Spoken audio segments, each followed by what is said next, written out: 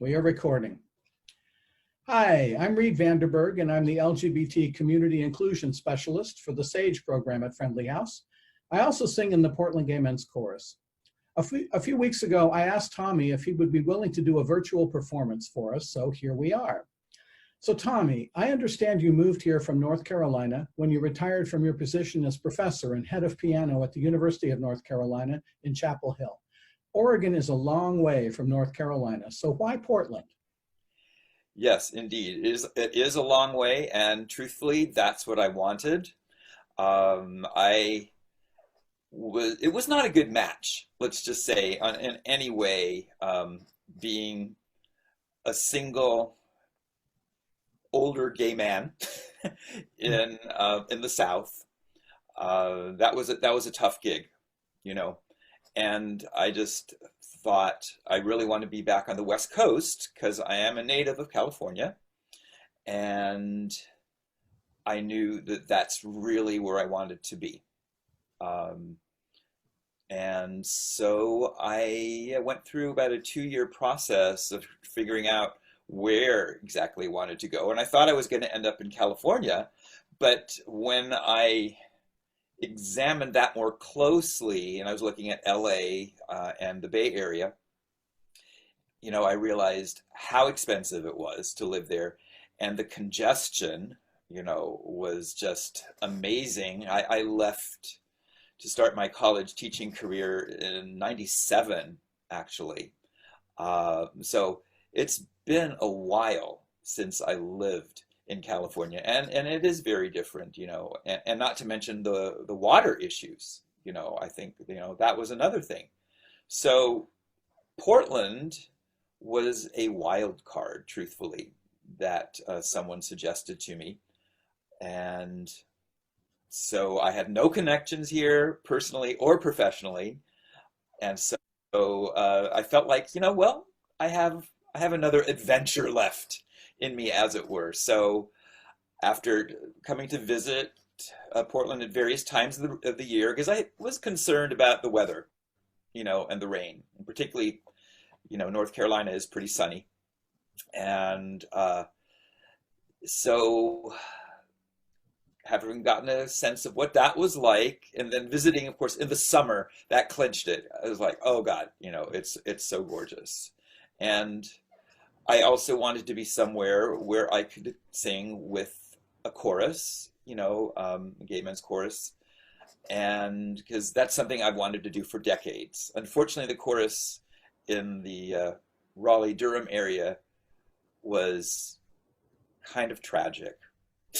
It really was. I went for years to their performances and tried to support them because I felt that was important.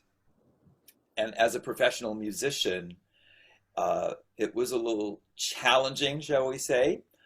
And then finally, one Christmas concert, I just decided, I'm done.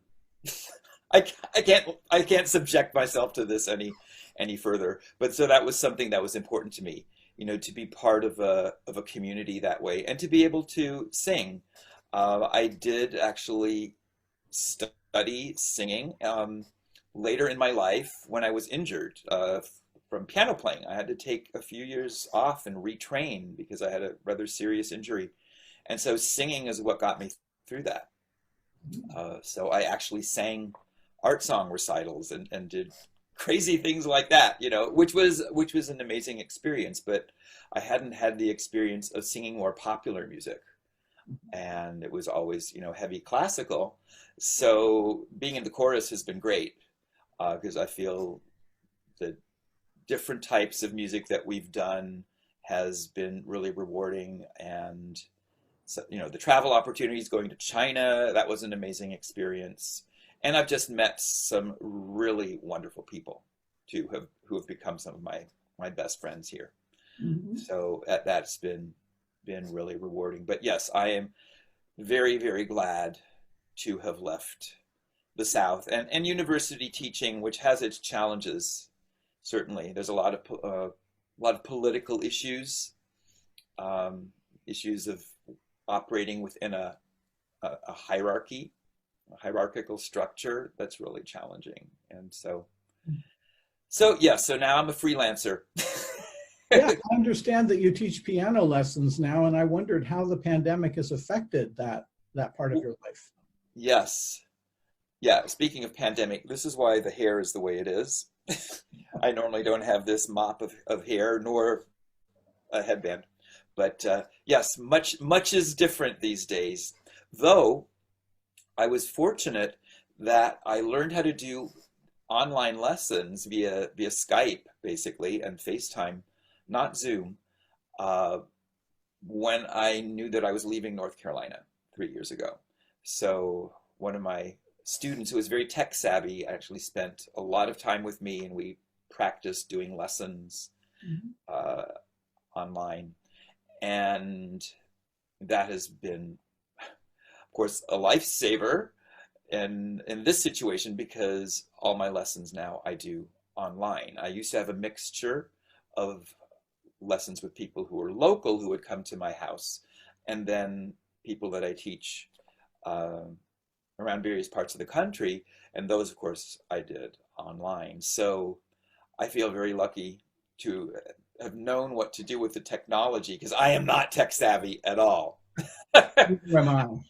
Yes, yes, so I feel very grateful to be in a profession where this was possible, Mhm. to Well, start. about the performance you're doing for us today, how did you happen to select the pieces that you did? Because you've been playing piano for so long, you had thousands to choose from, and you've chosen four. So how did that come about? Right. Well, the pieces that I'm doing now are a little different than I would have done had all the racial unrest not happened. I mean, we're in sort of some really challenging times, and I think within those challenges, though, lie some great opportunity for change. And the same thing with the pandemic. These are, yeah, they are unprecedented and very difficult times, and music certainly is an amazingly healing force. And so, speaking to that aspect of it, to just uh, have people be able to connect with something that is beautiful and can stir different types of emotions that can come up. Music cuts across all barriers, be they gender, age, sexuality, socioeconomic status. Um, I think pretty much everyone across the board connects to music in a very deep way. Um, so, so I felt that this was a way that I could contribute that was meaningful, and to also do something that was paying tribute to those who have uh, lost their lives, not only in the pandemic, but also in this time of racial unrest and what's happened, in recent weeks and months. So the music that I'm playing, Reid, is either by African American composers or music that stems from the African American tradition. So, for example, one of the most popular piano pieces ever written is the Maple Leaf Rag by Scott Joplin, and very fun, upbeat piece. Uh, what a lot of people may not know is that Joplin was African American, and wrote this in the 19th century. So, because I didn't know that Joplin was African I American didn't either. until I don't know when I came to that realization. It was like, oh, oh wow, So I think raising awareness is important. Um, and then the next piece is an arrangement of a spiritual, and of course, the spiritual is a wonderful African American tradition. And this is Deep River is the spiritual, one of my favorites. And in fact, we sang an arrangement of Deep River with PGMC and I'm not sure if that was in our Pride concert or not. No, I don't think it was. I think it was the concert before Pride that we did. And of course, talks about crossing over into campground, which is crossing to the other side, out of this life into the next. So that also seems very appropriate given recent events. And the arrangement is by a fellow by the name of Joe Utterback, who is a jazz pianist. And Joe's still living. And what I love about his music is that he's made accessible to classical pianists like myself the jazz tradition, because jazz tradition is, largely improv and not at all written out. And I come from a very much read the music, off the page and play it that way. And so by writing the music out in the style of a jazz improvisation, Joe has really made that world accessible to those who don't have knowledge of the jazz tradition. So I've really enjoyed playing his music, and this piece comes from a set of 3 spirituals that he arranged in 1995. So yeah, it's very very reflective, and has some intensity though to it as well. So I think it's a very successful arrangement of that spiritual. And then the final 2 pieces are by another African American composer that people won't know most likely, by the name of Leslie Adams. Leslie actually is a male, and he's in his mid-80s, lives in Cleveland, and writes in kind of a crossover style. So he mixes the jazz and classical traditions, which I find really attractive. So I call it Rachmaninoff meets Burt Bacharach. And our younger viewers will probably not know Burt Bacharach, but one of the amazing pop composers, did, I think, most of his work in the 60s. Mm-hmm. But I have great love for that music.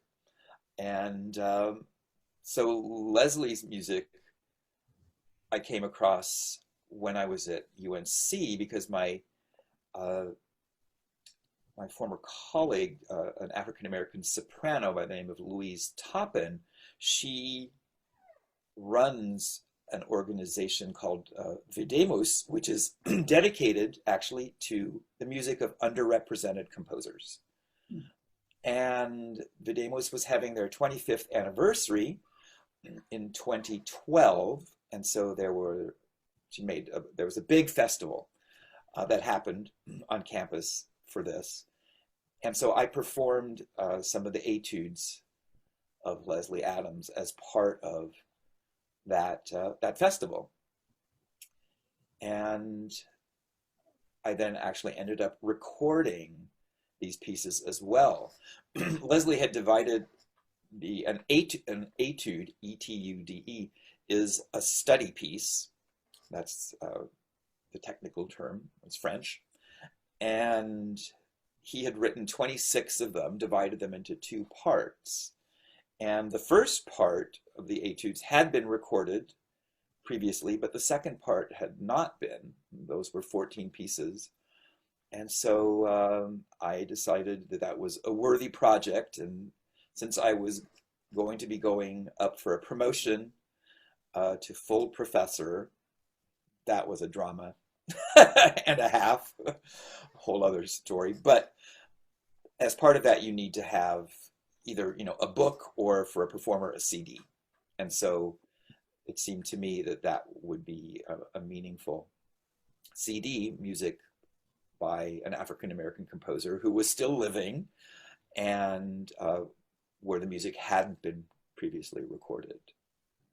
So the 2 pieces that I'm doing of those are very contrasting. So the F minor etude is on the slower side, and I think really tinged with longing, nostalgia, perhaps regret. but certainly on the sad side. Whereas the G sharp minor is anything but. It's full of life and energy and very upbeat. And that's what, of course, is so great about music, is that pretty much any emotion that we can experience can be expressed through music. Well, So, that's great. So, well, without further ado, then I'm really looking forward to hearing this. So let's get on with the show. all right. Well, thank you for your time. Appreciate it. Thank you so much for sharing your talents with us.